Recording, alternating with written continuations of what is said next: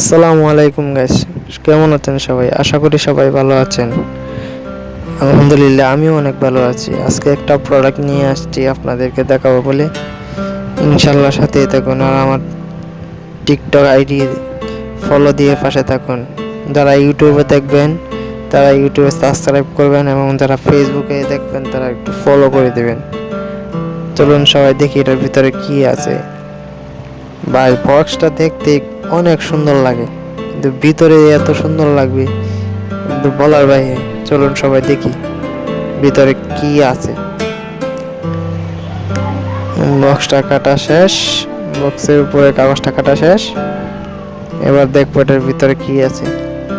ভাই বক্সটা খুললে যা দেখবেন বিশ্বাস করতে পারবেন না, এত সুন্দর। বক্সটাই কত সুন্দর, জিনিসটা কত সুন্দর হতে পারে একটু কমেন্টে জানিয়ে দিন। বক্সটার গায়ে লেখা আছে গিফট। এখন খুলবো বক্সটা। এই যে দেখুন কত সুন্দর।